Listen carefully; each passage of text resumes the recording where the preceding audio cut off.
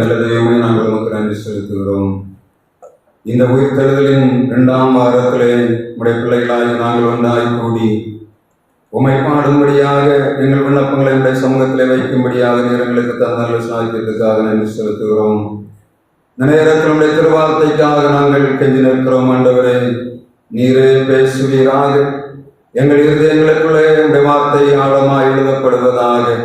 நாங்கள் செய்ய வேண்டிய பணியை நாங்கள் நிறைவாய் செய்ய முடியாதபடிகளை தடையாய் கிடக்கிற எல்லா தடைகளை நீக்கி கர்த்தரங்களை ஆசீர்வதிக்கும்படியாக ஜெபிக்கிறோம். இந்த நாளிலும் உங்களுடைய திரைக்கரத்திலே தாழ்த்தி ஒப்புக் கொடுக்கிறோம். இறைவன் இயேசு கிறிஸ்து நாமத்தில் ஜெபிக்கிறோம் எங்கள் ஜீவனுள்ள நல்ல பிதாவே, ஆமென்.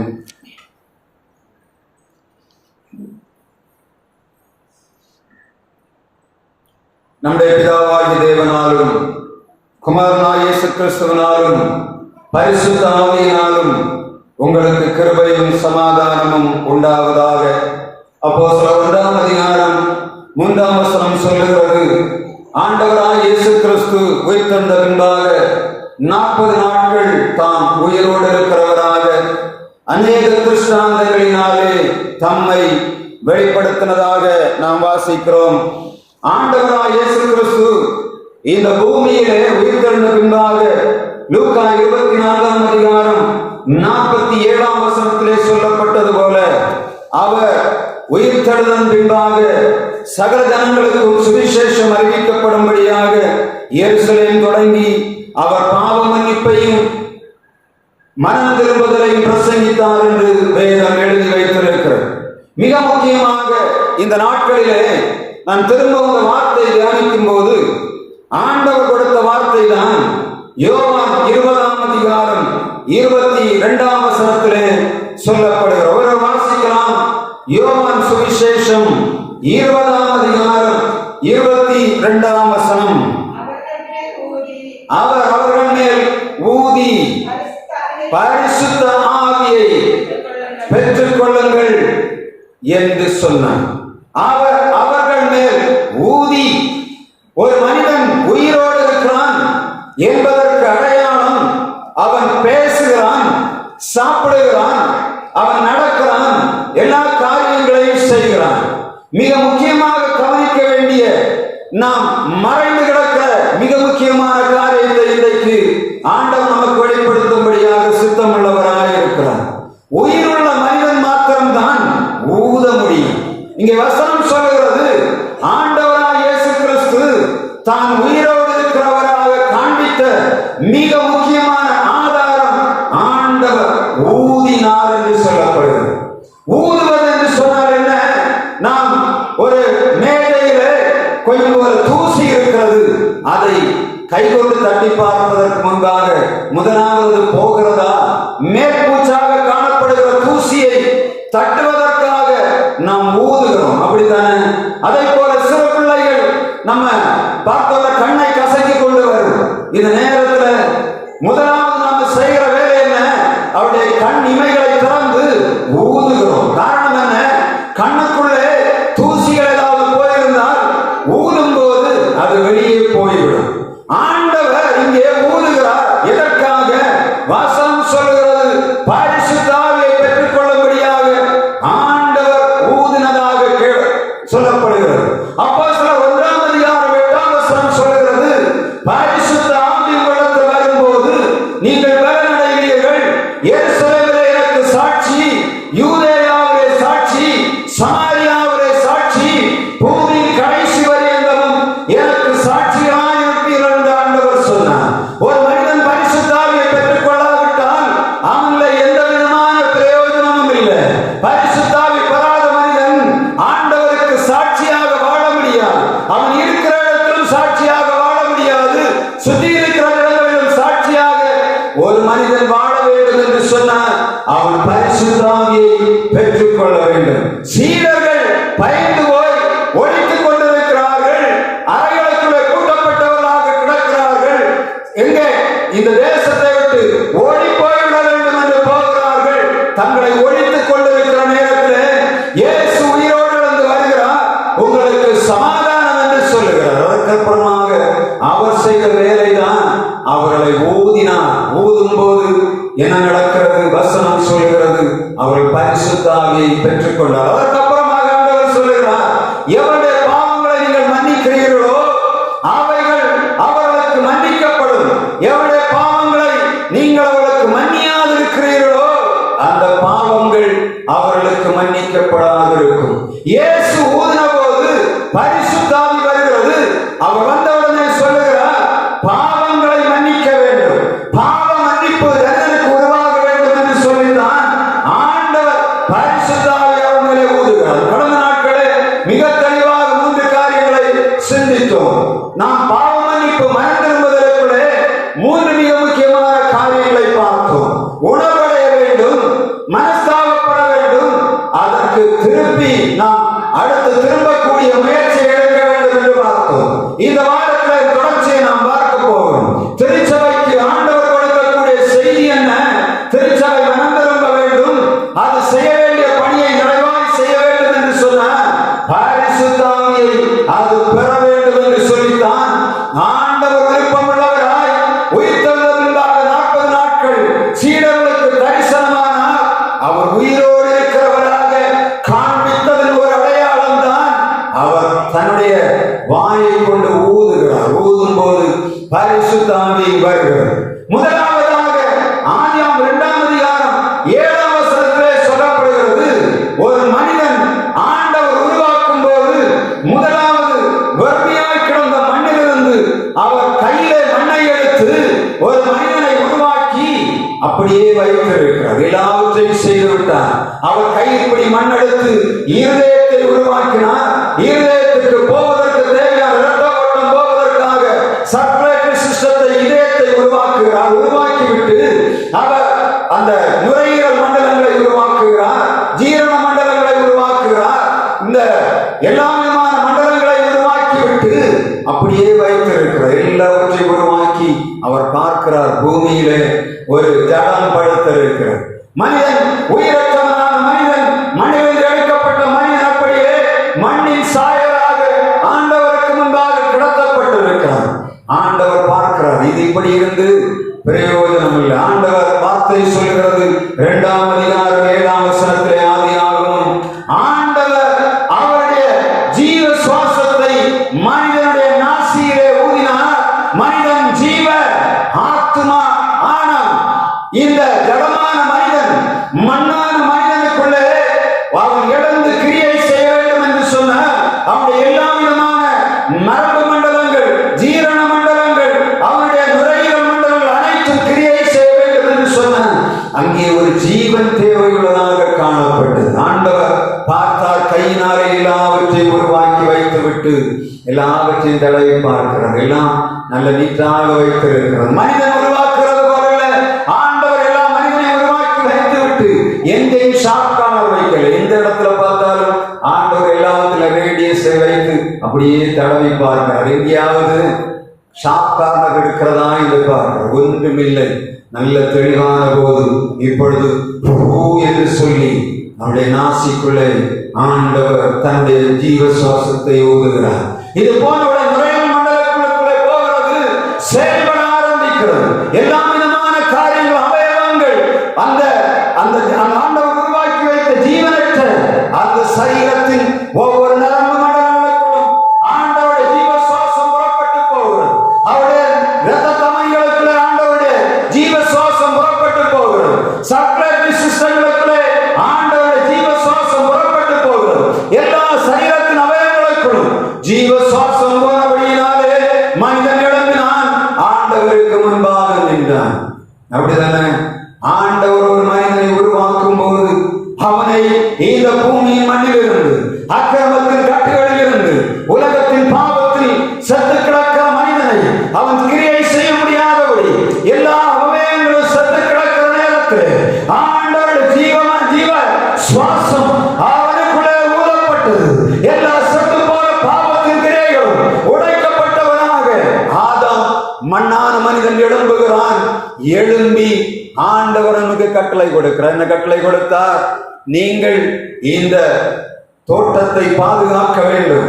தோட்டத்தை பாதுகாத்து ஜனங்களுக்கு தேவையான நன்மைகளை கொடுக்க வேண்டும் என்று சொல்லி ஆண்டவர் விருப்பமுள்ளவராய் அந்த தாம் உருவாக்கின மண்ணான மனிதனுக்குள்ளே பாவ மனிதனாகிய சரீரத்துக்குள்ளே ஆண்டவர் தன்னுடைய ஜீவ சுவாசத்தை நாசியிலே ஊதுகிறதை பார்க்க முடியும். திருச்சபையிலும் ஆண்டவர் எதிர்பார்ப்பது இதுதான்.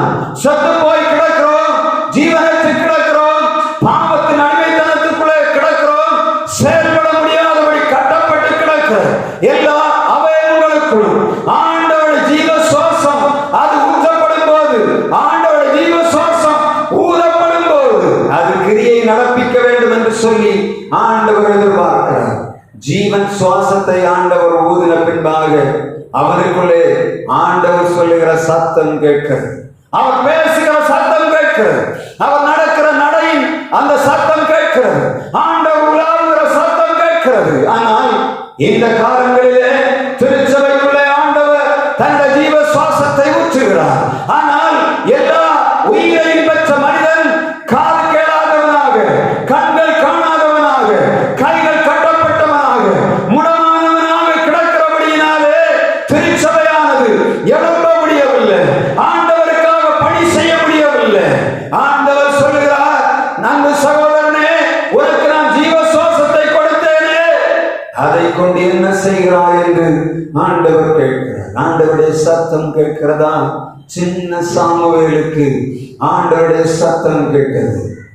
நம்முடைய ஆண்டவர் பேசுகிற சத்தத்தை கேட்கும்படியாக பாவத்தின் அடிமைத்தனத்திற்குள்ளே கட்டப்பட்டு கிடந்த நம்மை, செயலிழந்து கிடந்த நம்மை, மனிதர்கள் என்று சொன்னார்கள் உலகம், ஆனால் நாமோ ஜடமாக கிடந்தோம். ஆனால் ஆண்டவருடைய ஜீவ சுவாசம் நமக்குள்ளே ஊற்றப்பட்டபடினாலே, ஊதப்பட்டபடியினாலே நாம் ஜீவனுள்ளவர்களாய் இருக்கிறோம். ஆண்டவருடைய சத்தம் கேட்டு அவருடைய பணிவிடையை செய்யும்படியாகத்தான் ஆண்டவருடைய ஜீவ சுவாசம் ஆதாமுக்குள்ளே ஊற்றப்பட்டது. இரண்டாவதாக எசேக்கியேல் 37ஆம் அதிகாரம் 9ஆம் வசனம் சொல்லுகிறது. வாசிக்கலாம். எசேக்கியேல் 37ஆம் அதிகாரம் 9ஆம் வசனம். அங்கே ஆண்டவர் தீர்க்கதரிசியாகிய எசேக்கியேலை பார்த்து சொல்லுகிறார், ஊது. எங்கே ஊதலாம்? வாசிங்க. அப்பொழுது அவர், நீ ஆவியை நோக்கி தீர்க்க தரிசனம் உரைத்து, மனுபுத்திரரே,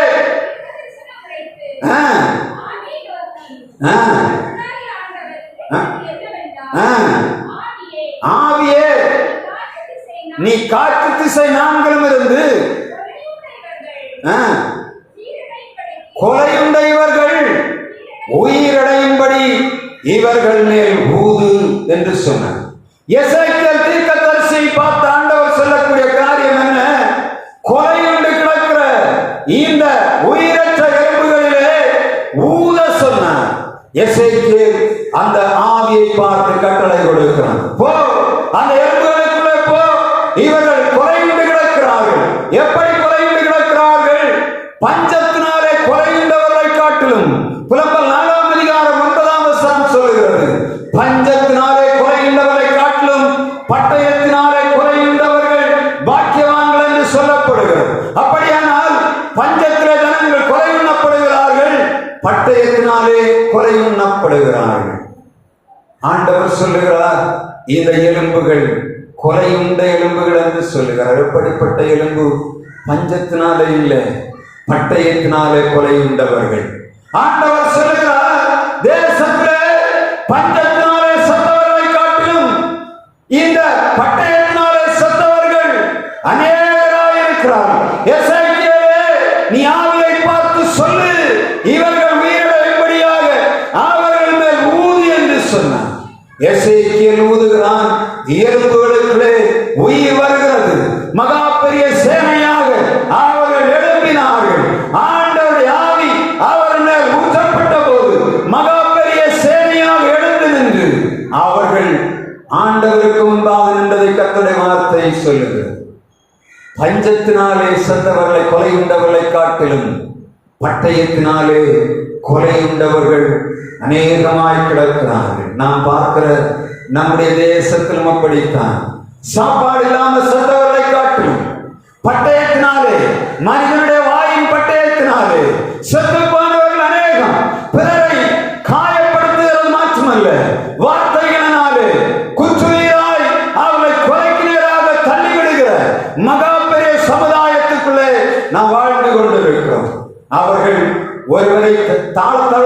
என்று சொன்னார். முதலாவது நேரடியாக அவனுக்கு விரோதமாக ஆயுதங்களை எடுக்கிறார்கள். அதற்கப்புறமாக அதை வீழ்த்த முடியாவிட்டால் அவதூறுகளை கையில் எடுக்கிறார்கள். அவன் அப்படிப்பட்டவனாக்கும், இவன் இப்படிப்பட்டவனாக்கும், ஒன்ன தெரியாதா, நீ அப்படி நடந்தவன் அல்லவா என்று சொல்லி கொஞ்சம் உயிரோடு எழும்பி வருகிறவனை பட்டயத்தினாலேயே கொண்டு போடுகிறார்கள். பட்டயத்தினாலேயே கொண்டு போடுகிறார்கள். தேசத்திலே அக்கிரமக்காரர்கள் பெரிய காரணம் என்ன? பொல்லாதவருடைய பட்டயம் நீதிமான்களை அவதூறுகளாலே வீழ்த்தி கிடக்கிறது. ஆண்டவர் சொல்லுகிறார், அவதூறுகளினாலே வீழ்ந்து கிடக்கிற வாய் என்ற பட்டயத்தினாலே, வார்த்தைகளின் பட்டயத்தினாலே வெட்டப்பட்டு குறைந்து கிடக்கிற ஜனங்கள் மேலே ஆவியை ஊது. நீ ஊதும் போது அவள் உயிரடைவார்கள் என்று சொன்னார். என் ஆவி, எசேக்கியேல் சொல்லுகிறார், காற்று திசை நான்கிலும் இருந்து ஆவியே நீ இவர்கள் மேல் ஊது என்று சொல்லுகிறார். காற்று திசை நான்கிலும் இருந்து ஆவி இந்த உயிரற்ற ஜனங்களுக்குள்ளே ஊதப்பட வேண்டும். அதற்கு நாம் செய்ய வேண்டிய வேலை என்ன? நாம் தீர்க்க தரிசனம் உரைக்க வேண்டும் என்று ஆண்டவர் சொல்லுகிறார். பொய்யான ஆவியிடத்தில் நாம் தீர்க்க தரிசனம் உரைப்பதில்லை. உண்மையாய் ஆண்டவருக்காக எழும்புகிற, ஆண்டவருடைய சித்தம் செய்கிற ஆவிகளுக்கு நாம் கட்டளை கொடுக்க வேண்டும். யார் யாரெல்லாம் ஆண்டவருடைய திருச்சபை கட்டி எழுப்ப வேண்டும் என்று சொல்லி ஆவலோடு இருக்கிறார்களோ அவர்களுக்கு நாம் பக்கபலமாக நின்று நாம் பரிசுத்த ஆவிகளுக்கு கொடுக்கும்படியாக நம்முடைய முயற்சிகள் காணப்பட வேண்டும். அவதூறை கையில் எடுக்கிறவனுக்கு பக்கமாக நாம் நிற்போம் என்று சொன்ன அநேக குறையுண்டு போவதை நாம் காண முடியும். தேசத்தில் மாத்திரமல்ல, திருச்சபையிலும் குடும்பங்களிலும் அவதூறுகள் அநேக வாழ்வை கொலை செய்து ஓட்டிருக்கிறது. செத்து போன ஆண்டவர் சொல்லுகிறார். எசேக்கியேல் தீர்க்கதரிசியை கொண்ட ஆண்டவர் சொல்லுகிறார், செத்து போனது மாத்திரமல்ல, எல்லா அவருடைய சரீரத்தின் எல்லா விதமான காரியங்களும் சீரழிந்து போய்விட்டது. இப்ப எலும்பு மாத்திரம்தான் மிச்சம் இருக்கிறது. எலும்பு எப்ப வரும்? ஒரு மனிதன் செத்து போன பின்பாக அவனுடைய சரீரம் முழுவதும் அழுகி, தோல் எல்லாம் அழுகி, அவனுடைய எல்லாம் அழுகி, எல்லா உறுப்புகளும் அழுகி போன பின்புதான் எலும்பு வெளியே தெரியும். அதே சூழ்நிலைக்குள்ளே ஆண்டவர் சொல்லுகிறார், இஸ்ரவேல் ஜனங்கள் கிடக்கிறார்கள். எசேக்கியேலே, நீ தீர்க்க தரிசனம் உரைக்க வேண்டும். ஏன்? இவர்கள் செத்து போய் நாளாயிற்று, இவருடைய சரீரங்கள் அழுகி போய் நாளாயிற்று, தாங்கள் உணர்வற்றவர்களாய் கிடக்கிறார்கள். தங்களுடைய சரீரத்திலே இப்பொழுது பலம் இல்லை, இவருடைய சரீரத்திலே இறைச்சி இல்லை, நரம்பு இல்லை, எலும்பு இல்லை, தோல் இல்லை, ஆனாலும் அவளுக்கு உணர்வு இல்லை. செத்து போய் மரமாக எலும்பாக கிடக்கிற ஜனங்களுக்கு, உணர்வற்று கிடக்கிற ஜனங்களுக்கு ஆண்டவர் தீர்க்க தரிசனம் உரைக்கும்படியாக எசேக்கியேல் கொண்டு சொல்லுகிறார். நீ காற்று திசை நான்கிலிருந்து அவர்கள் மேல் ஊது என்று சொன்னார். ஆண்டவர் சொன்னது போல எசேக்கியேல் ஊதினார். ஜனங்கள் எழுப்பினார்கள். இஸ்ரவேல் ஜனங்கள் மகா பெரிய சேனையாக நின்றார்கள். அடியுடைய வார்த்தையை கேட்டுக்கொண்டிருக்கிற அன்பு சகோதரனே, நீ எந்த இடத்தில் கேட்டுக்கொண்டிருந்தாலும் சரி, ஆன்லைன் வழியாக இந்த வகுப்பை பார்த்துக் கொண்டிருந்தாலும் சரி, ஆண்டவர் வார்த்தை உனக்கு நேராக வருகிறது. நீ உணவற்றவனாய் கிடக்கிறாய். உன் சரீரத்திலே பலமில்லை. உன்னுடைய எல்லா நன்மைகளையும் இழந்து போய் உணவற்றவனாய், இன்றைக்கு ஒன்றுமில்லாதவனாய், எல்லா ஜனங்களுக்கு முன்பாகவும் எலும்பாய் காணப்படுகிறார். அந்த எலும்பு யாருக்கு பிரியமா இருக்கும் தெரியுமா? நாய்க்கு மாத்திரம்தான் எலும்பு பிரியமா இருக்கும். அப்படிதானே? உலகத்துல ஒரு பிராணி வாயில கவி கொண்டு போகிற ஒரு பிராணி உண்டு என்று சொன்ன எலும்ப கண்டா நாய் மாத்திரம்தான் என்ன பண்ணும்? கவி கொண்டு ஒரு வேற எந்த மனுஷனுக்கு எலும்பு தேவையில்லை. நாய் போல நாய் தன்னை பெற்றுக்கொள், தன்னை எடுத்துக்கொண்டு போகக்கூடிய அளவில் உணவற்றவர்களாய் கிடக்கிற ஜனங்களை ஆண்டவர் மனம் திரும்பும்படியாக, அவர் மேல் ஜீவன் வரும்படியாக, ஊதும்படியாக எசேக்கியேலுக்கு சொல்லுகிறார். இந்த யோவான் 20ஆம் அதிகாரம் 22ஆம் வசனத்தை ஒரு முறை நாம் திரும்ப வாசித்து நிறைவு செய்யும்படியாக விரும்புகிறேன். நாம் இந்த யோவான் 20ஆம் அதிகாரம் 22ஆம் வசனத்தை ஒரு முறை வாசிக்கலாம். அவர்கள் மேல் ஊதி பரிசுத்த ஆவியை பெற்றுக் கொள்ளுங்கள் என்று சொல்லி அவர்கள் மேல் ஊதினார். 3 வித்தியாசமான ஊதல்கள் அங்கே காணப்படுது. முதலாவது எங்கே ஊதினார்? ஆண்டவர் உருவாக்கி வைத்த ஜனமான பாவ மனிதனுடைய சரீரத்தின் மேல் ஆண்டவர் ஊதினார். இரண்டாவதாக, எல்லாவற்றையும் இழந்து போய் இனி யாருக்கும் வேண்டாம், நாய்க்கு மாத்திரம்தான் தேவை என்று சொல்லக்கூடிய அந்த எலும்பின் மேல் ஆண்டவர் ஊதினார். மூன்றாவதாக, யாரிடத்திலே ஊதுகிறார்? சீடர்கள், உயிரோடு இருக்கிற மனிதர்கள் மேல் ஆண்டவர் ஊதி சொல்லுகிறார், பரிசுத்த ஆவியை பெற்றுக் கொள்ளுங்கள். செத்து போன மனிதர்கள் அல்ல, ஜீவனோடு இருக்கிற மனிதர்கள். ஏன் இவர்களுக்கு ஆண்டவர் ஊதுகிறார்? உயிரோடு இருக்கிற மனிதனிடத்துல தான் என்ன இருந்தது? அவிசுவாசம் இருந்தது. உயிரோடு இருந்த மனிதர் சீடர்களுக்கு தான் என்ன இருந்தது? பயம் இருந்தது. உயிரோடு இருந்த சீடர்களுக்கு தான் எல்லா விதமான பின்மாற்றமும் காணப்பட்டது. ஆண்டவர் பரிசுத்த ஆவியை பெரும்படியாக அவர்கள் ஊதும் போது அவருடைய பயம், அவருடைய சஞ்சலம், அவருடைய வருத்தங்கள், அவருடைய வியாகுலங்கள், அவருடைய சரீரத்திலே காணப்பட்ட எல்லா விதமான பயங்கள், இந்த கேள்விக்குறிகளை ஆண்டவர் நீக்கி போடும்படியாக அவர்கள் மேல் ஊதுகிறார். வசனம் சொல்லுகிறது, நீ உயிரோடு இருக்கிறவன் என்று சொல்லி செத்தவனாய் இருக்கிறாய்.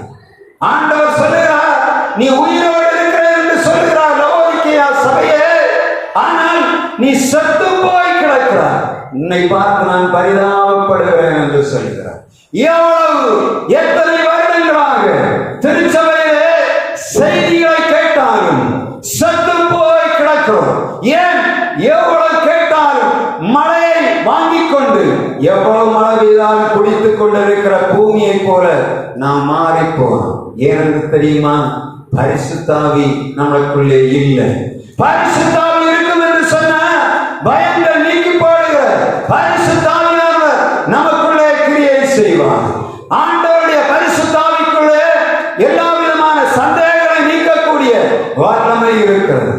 யோவான் 14:17 ஆண்டவர் சொல்கிறார், உங்களை சகல சத்தியங்களுக்குள்ள நடத்துவார். பரிசுத்த ஆவி வரும்போது செத்து போன சரீரம் போல இருக்கக்கூடிய சத்து போன சூழ்நிலைக்குள்ள இருக்கிற நம்முடைய காரியங்கள் மாற்றப்பட வேண்டும். நம்முடைய சந்தேகங்கள் நீக்கப்பட வேண்டும்.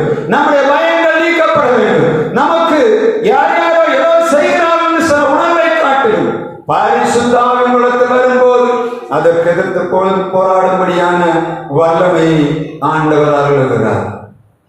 ஜடமாய் கிடந்த மனிதனுக்கு ஊதப்பட்ட அந்த ஊதலானது ஜீவாத்மாவாமி மனிதனை நிற்கும்படியாக ஆண்டோடைய வார்த்தை கேட்கும்படியாக செய்தது.